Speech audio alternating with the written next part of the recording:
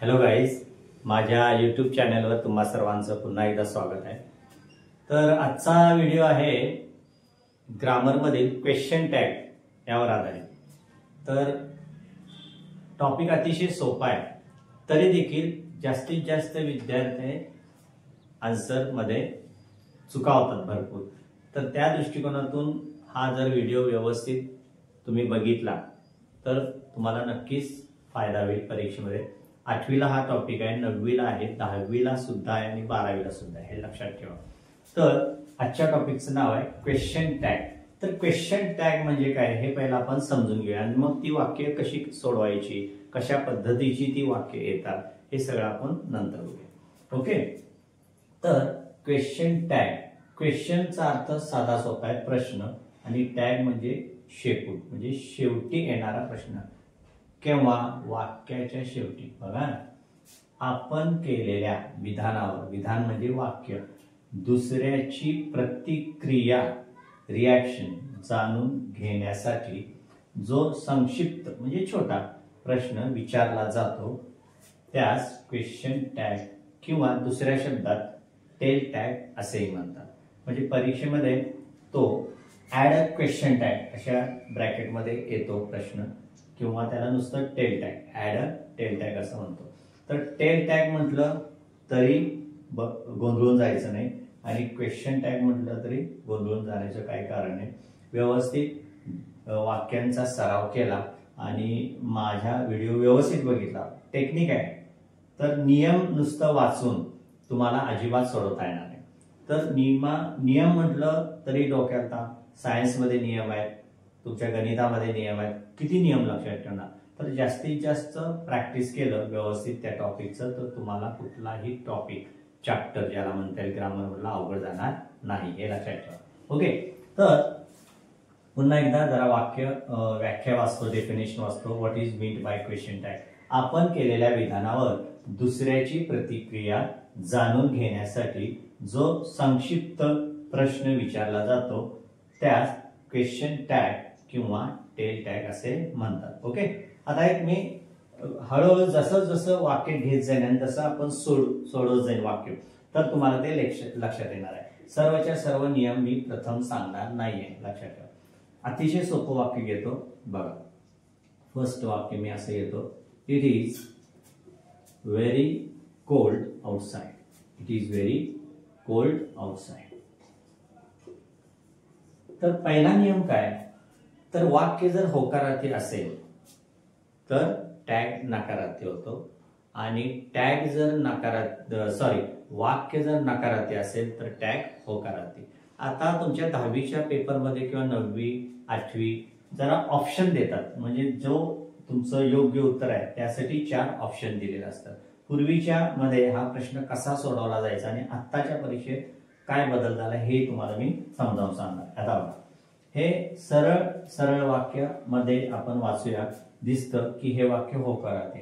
तर मी हे कसं ठरवलं बघा, it is very cold outside.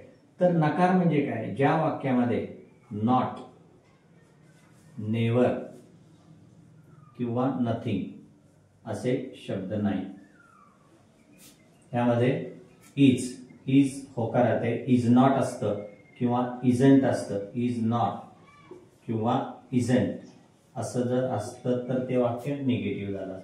तर वाक्यातील पहिला शब्द सोडायचा आणि दुसऱ्या शब्दावर फोकस करायचा, त्याला मी स्क्वेअर करतो। केला फोकस? ओके, तर बघा इज, मग आताच आपण बघितलं की हे वाक्य होकार आहे, मग याचा इजचा नकार मी इथं बाण करून इथं लिहितो खाली इजंट। संक्षिप्त रूप म्हटलंय बघा, इज नॉट नाही, इजंट हे संक्षिप्त रूप आहे, म्हणजे इज नॉट लिहायचं नाही। फॉर एक्झाम्पल इथं वॉज असेल तर त्याचं संक्षिप्त रूप काय येणार, निगेटिव्ह वॉजंट। समजा इथं हॅज असेल तर याचं संक्षिप्त रूप काय येणार, हॅजंट, हॅज नॉट लिहायचं नाही। ओके, मग स्वल्पविराम इज नॉट इथं लिहिलं मी, इजंट लिहिलं, आणि प्रथम जो शब्द आहे त्याला काय म्हणणार तुम्ही, सब्जेक्ट किंवा कर्ता, परंतु या क्वेश्चन टॅगच्या वाक्यामध्ये त्याला सर्वनाम असे म्हणतात। काय म्हणतात, सर्वनाम। नियम असा आहे, क्वेश्चन टॅगचा शेवट हा सर्वनाम किंवा प्रोनाउननी व्हायला हवा. लक्षात घ्या, वाक्याच्या सुरुवातीस कुठलाही शब्द येऊ देत त्याचा विचार करायचा नाही. फॉर एक्झाम्पल बर्ड असेल, ट्रीज असेल, चिल्ड्रेन असेल, कुठलाही शब्द. परंतु जे आता मुद्दा असा आहे की काही मुलांना प्रोनाउन म्हणजे काय माहित नाही. बघा, तर मी सांगतो, माझ्यावर जरा रिपीट तुम्ही बोलायचं आहे. बोला. I, we, you, he, she, it आणि दे यांना जे पर्सनल प्रोनाउन म्हणतात. परंतु छोट्या ह्याच्यामध्ये आपण प्रोनाउन किंवा सर्वनाम एवढं लक्षात ठेवलं तरी बा. हे शब्द वाक्याचे शेवटी आले पाहिजे. इथं ऑलरेडी इट आहे, आता आय लहान काढायचा आहे. वाक्याची सुरुवात आहे म्हणून आय मोठा काढलाय. डबल अंडरलाईन करायला विसरायचं नाही. आणि क्वेश्चन आहे म्हणून क्वेश्चन मार्क द्यायला विसरायचं नाही. याला अर्धा मार्क आहे. आणि हे जे उत्तर लिहिले त्याला अर्धा मार्क. म्हणजे जर तुम्ही इथं विचित्र काहीतरी इजंटच्या ऐवजी वॉजंट लिहिलं किंवा डोंट लिहिलं तर मार्क पूर्णपणे जाणार. किंवा इटच्या ऐवजी दुसरंच दे लिहिलं तरी मार्क जाणार आहे. त्यामुळं पहिलं वाक्य मी अशा पद्धतीने सोडवलं. आता मी दुसरं वाक्य घेतो. बघा. Don't forget to subscribe. It was a stormy night. It was a stormy night. मगाचाच नियम, पहिला शब्द सोडून दुसऱ्या शब्दावर फोकस करायचा. दुसरा शब्द हे रफ पेन्सिलनं तुम्ही करून घ्यायचं. पेन्सिलनं सरळ सरळ डोळे सांगतात. काय सांगतात? होकारार्थी वाक्य. वाक्यामध्ये नो, नॉट, नथिंग नाही आहे, नेव्हर शब्द नाही, म्हणजे होकारार्थी वाक्य आहे. मग वॉजचं नकार खाली लिहितो मी लगेच. वॉजंट. वॉजचा नकार वॉजंट. ओके, आम्ही इकडे लिहून टाकतो वॉजंट. लिहिलं. आणि सुरुवातीला काय? इट. लिहून सर्वनाम. म्हणजे टॅग मध्ये महत्वाचं काय की दुसरा शब्द कुठला आहे. दुसऱ्या आता फसवण्यासाठी वाक्य कशी येऊ शकतात किंवा दुसरा शब्द आता आहे. This is the first number 1. This is number 2. This is number 3. Number 4. असं हे डिवायडेशन आपल्याला करते. तर आणखीन एक मुद्दा लक्षात घ्या. क्वेश्चन टॅग मध्ये तुमची नजर फक्त पहिल्या 2 शब्दावर असली पाहिजे. हे वाक्य किती मोठं असू देत, काही शब्द असू देत, त्याचा अर्थ जरी समजला नाही तरी आपल्याला हरकत नाही. आपल्याला फक्त फोकस कुठं करायचा आहे? 2 शब्द. ओके.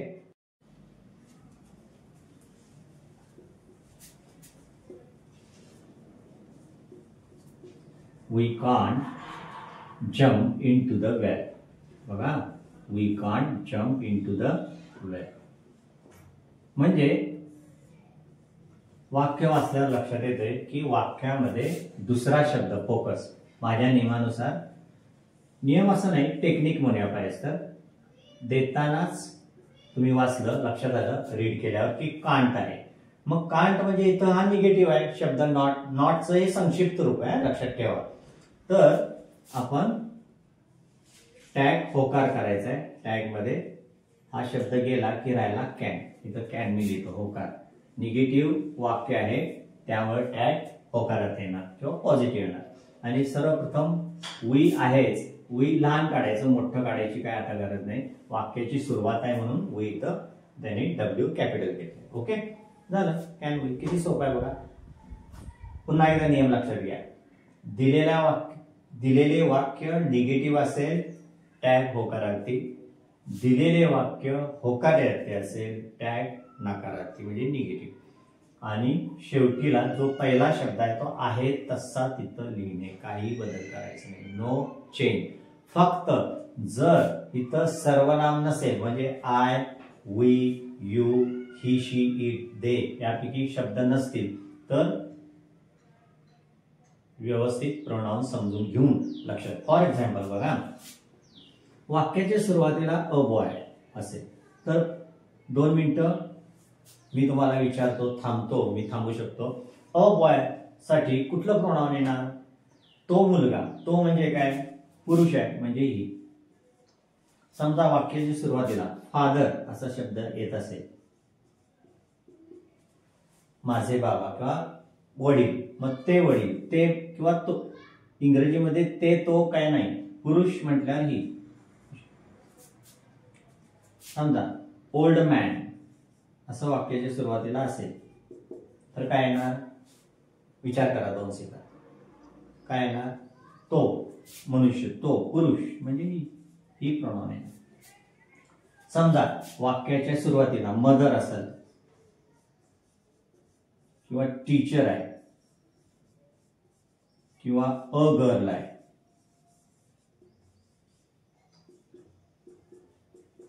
ती मुलगी, ती शिक्षिका, आई म्हणजे ती स्त्री, म्हणजे स्त्रीसाठी काय येणार, शी प्रोनाउन. हे तुम्ही लक्षात घेतलं पाहिजे. आता एकदम लक्षात येणार नाही किंवा लक्षात राहू शकणार नाही. जसजशी वाक्य येतील, जसजशी व्हिडिओ तुम्ही बघा, जास्तीत जास्त पुन्हा पुन्हा रिपीट होईल, ते तुमच्या लक्षात येईल. आणि अतिशय सोपा आहे, काही अवघड नाही, सगळ्यात सोपा टॉपिक आहे क्वेश्चन टॅग, हे लक्षात ठेवा. ओके, पुढे पहा. म्हणजे आता नियम असा आहे बघा, लक्षात घ्या. जर वाक्यामध्ये, दिलेल्या वाक्यामध्ये इज लिहितो इथे मी, इज, आर किंवा वॉजचं वाक्य असेल, वॉज किंवा वेअर किंवा हॅव किंवा हॅज, मगाशी सांगितल्याप्रमाणे कॅन असेल तर टॅग काय येणार, इजंट, आरंट, वॉजंट, वेरंट, बघा उच्चार, हॅवंट, हॅझंट. आता मी सगळं व्यवस्थित लिहिणार आहे, त्याच्यावर तुम्ही ऑब्झर्वेशन करायचं, निरीक्षण करायचं. सगळं पाहिजे असेल तर वहीत लिहून घ्या किंवा रिपीट करा, तोंडाने म्हणा, काही अवघड नाही. ओके, आय विल रन नाव. तर आता मी काही बोर्डावर वाक्य लिहिली आहेत, ती जरा आपण रीड करूया आणि मगाच्या वाक्यामध्ये आणि या वाक्यामध्ये काय फरक ते पाहूया. ओके, पहिलं वाक्य असं आहे, people were running to and fro. दुसरं वाक्य आहे, the friendship is a precious gift.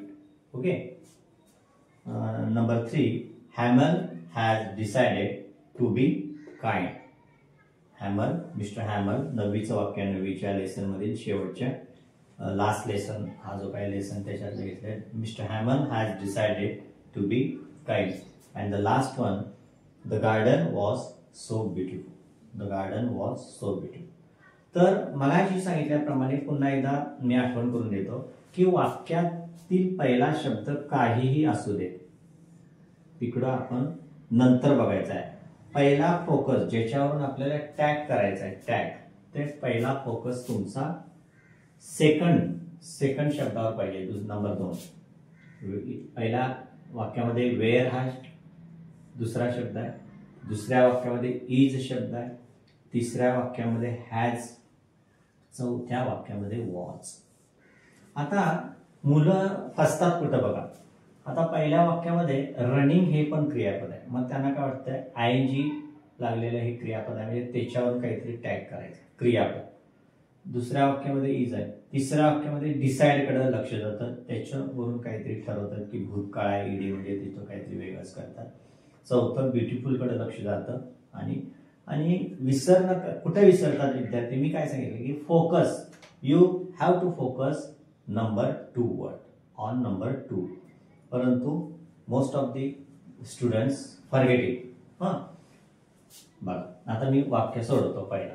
तर थोडंसं मगाच्या वाक्यामध्ये वी, आय किंवा दे असे प्रोनाउन्स होते किंवा सब्जेक्ट होते, या वाक्यामध्ये जरा वेगळे शब्द आले. ओके, आता मगाशी सांगितल्याप्रमाणे पुन्हा नियम, पुन्हा I will read the sentence. People were running to and fro. सरळ लक्षात येते की वाक्य होकार येते. मग वेअरचा नकार मगाशी सांगितल्याप्रमाणे संक्षिप्त नकार, संक्षिप्त, वेअर नॉट, आणि वेअर नॉटचं संक्षिप्त रूप वेरंट असं होतं. काय होतं, वेरंट. मी इथं लिहितो वेरंट, वेरंट. आता दुसरा मुद्दा की इथं पीपल आहे. पीपल हा कर्ता किंवा शब्द म्हणूया नेहमी अनेक वचनीच येतो. एकवचनी अनेकवचन नेहमी अनेकवचनी ते लोक ते सर्व लोक म्हणून डोळे झाकून तुम्ही दे असं इथं प्रोनाउन आलं पाहिजे. पीपल साठी बघा मी काय म्हणतो ते पीपल आता इथं लिहायचं नाहीये. मी पीपल साठी कुठला प्रोनाउन वापरले दे. लक्षात येते का बघा. ओके कारण अनेकवचनी शब्द आहे. आता पुढचा शब्द द फ्रेंडशिप. पुढचं वाक्य the friendship is a precious gift. काय वाचलं me the friendship is a precious gift. आता काही मुलं 100% गोंधळ उडणार आहे काही मुलांचा की फ्रेंडशिप या शब्दासाठी कुठलं प्रोनाउन घ्यायचं. बघा आता हे काय व्यक्तीचं नाव आहे का नाही. म्हणजे व्यक्तीचं नाव असेल तर तुम्ही ही किंवा शी घेतलं असतं किंवा ही किंवा शी आहे का नाही. आय आहे नाही म्हणजे आय नाहीच घ्यायचं. वी नाही. समोरच्या व्यक्तीला यू आहे का इथं नाही. आता राहिलं फ्रेंडशिप म्हणजे ती मैत्री. म्हणजे फ्रेंडशिपसाठी ही नाही आय नाही वी नाही यू नाही दे नाही ही नाही शी नाही राहिलं काय इट. लक्षात घ्या. आता हा सुद्धा थोडासा वेगळा मुद्दा आहे. इट कुठं कुठं वापरायचं नेमकं इटचा उपयोग काय हे माहित नाही. त्यासाठी तर आम्ही एक 5-10 मिनिटं वेगळ्या व्हिडिओमध्ये बोलणार आहे. ओके तेव्हा लक्षात येईल. म्हणजे इथं तुम्हाला इजंट सॉरी इथं इज वाक्य होकार आहे. इजचा नकार इजंट इथं मी घेतो इजंट लिहितो इजंट. संक्षिप्त रूप संक्षिप्त इज नॉट लिहायचं नाही. आणि फ्रेंडशिपसाठी इट हे प्रोनाउन मी इथं वापरणार आणि क्वेश्चन मार्क त्याला विसरायचं इजंट इट. बघा तर आता बघा मराठी जरा एक्सप्लेन करतो म्हणजे जरा लक्षात येईल. मैत्री ही एक मौल्यवान देणगी आहे. नाही इजंट इट नाही आहे. बघा त्याचप्रमाणे वरचं वाक्य लोक इकडे तिकडे पळत होते. या वाक्याचा अर्थ सांगतो होतं people were running to and fro. To and fro म्हणजे इकडे तिकडे. पळत नव्हते वेरंट दे होते. म्हणजे होकारचं नकारार्थी का करायचं आणि नकारचा होकार का करायचा त्याचं कारण आता मी तुम्हाला सांगतो. ओके पुढचं वाक्य बघा I will read. Mister Hamel has decided to be kind. दुसऱ्या वाक्य शब्दावर फोकस. दुसरा शब्द कुठला आहे यामध्ये हॅज. सरळ सरळ लक्षात येते की वाक्य नकारार्थी नाही. पुन्हा हॅजचा नकार संक्षिप्त मोठं हॅज नॉट लाईच नाही हॅझन. आता पुन्हा मिस्टर हॅमल हे एका फॉरेनचं नाव आहे पुरुषाचं नाव आहे. म्हणजे त्यासाठी कुठलं प्रोनाउन येणार आपल्याला ही घ्यायचं आहे. म्हणजे हॅझंट इथं लिहितो काइंड हॅझंट ही. बघा लक्षात येते का. अतिशय सोपं आहे व्हेरी इझी. काही अवघड नाही. जास्त गुंतागुंत नाही आहे. नियमांची गुंतागुंत नाही. उगीच 10 नियम आहे बाबा नाही. अतिशय सोपं. दुसऱ्या शब्दावर फोकस करणे. दुसरा शब्द होकारार्थी असेल टॅग नकारार्थी. दुसरा शब्द निगेटिव्ह असेल टॅग होकारार्थी. पहिला शब्द आहे तसा शेवटीला लिहायचा किंवा पहिला शब्द जर प्रोनाउन नसेल तर त्याचं योग्य प्रोनाउन तिथं ठेवायचं. आता last the garden was so beautiful. दुसऱ्या शब्दावर फोकस केलेला आहे. ऑलरेडी स्क्वेअर केलंय. वॉज होकार आहे. कुठेही वाक्यामध्ये नथिंग नेवर असे शब्द नाही आहेत. वॉजंट केलेला आहे. पहिला शब्द गार्डन. मग ती गार्डन. मग ती हे काय स्त्रीचं नाव नाही. आपण म्हणतो ती बाग. पुरुषाचं नाव नाहीच नाही. राहिलं इट. अतिशय सोप्या पद्धतीनं एक्सप्लेन केलंय. बघा लक्षात येते काय म्हणजे काय की आता जरा लक्षात घेऊया थोडं की इट नेमकं कुणाकडे कुठं वापरायचं. निसर्गातील ज्या गोष्टी आहेत बघा समजते का. मग निसर्गातील गोष्टी म्हणजे काय फूल झाड पर्वत नदी river tree a piece of grass किंवा टायगर प्राणी the name of animals lion okay camel the name of birds cuckoo sparrow. म्हणजे जे जे काही तुमच्या डोळ्याला दिसेल आत्ता जे काय आता तुमच्या खोलीमध्ये फॅन असेल इट. टीव्ही असेल इट. फ्रीज असेल इट. म्हणजे वस्तूंच्या नावासाठी इट वापरतात. लक्षात ठेवा, इट हे सर्वनाम वापरतात. तर पार्ट 2 मी लवकरच अपलोड करणार आहे, तर तो व्हिडिओ नक्कीच बघायला विसरू नका. तर येथेच मी आज थांबतो आणि आजचा व्हिडिओ जर तुम्हाला आवडला असेल तर लाईक करायला विसरू नका, शेअर करायला विसरू नका आणि सबस्क्राईब करून बेल आयकॉनवर बटन दाबायला विसरू नका. Okay, bye bye. Don't forget to subscribe.